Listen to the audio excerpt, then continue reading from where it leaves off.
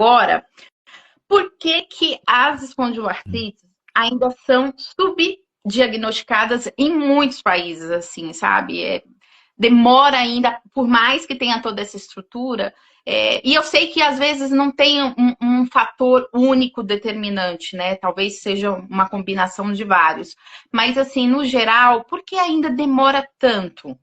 Um dos aspectos é a própria história natural da doença, porque nem sempre você vai ter uma dor crônica, o que vai se perpetuar pelo longo da vida. Então, dor nas costas é muito frequente na população geral.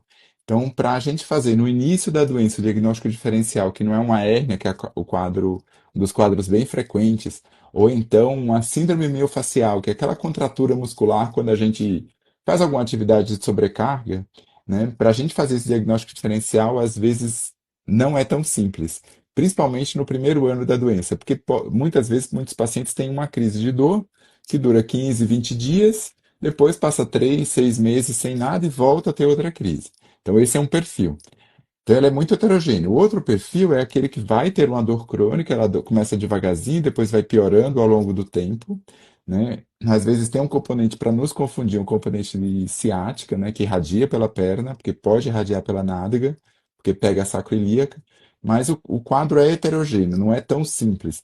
E muitos pacientes não têm aquela rigidez matinal, né, que é que mais caracteriza a inflamação, aquela dor no meio da noite.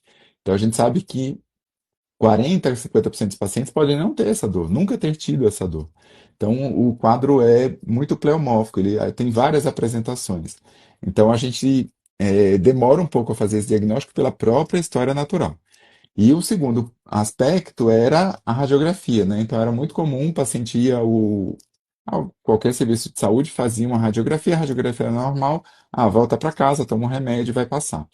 E o outro é o acesso, né? Principalmente a gente que tem um país de dimensões continentais enormes e com variabilidade gigantesca, né? Se a gente pegar nas capitais, com o interior e lá no interior do interior, é muito difícil acessar, né? Esse paciente às vezes fica muito desamparado. Então, esse acolhimento que vocês promovem é super bacana. Além da conscientização, a gente precisa que esses pacientes sejam cuidados por alguém, né?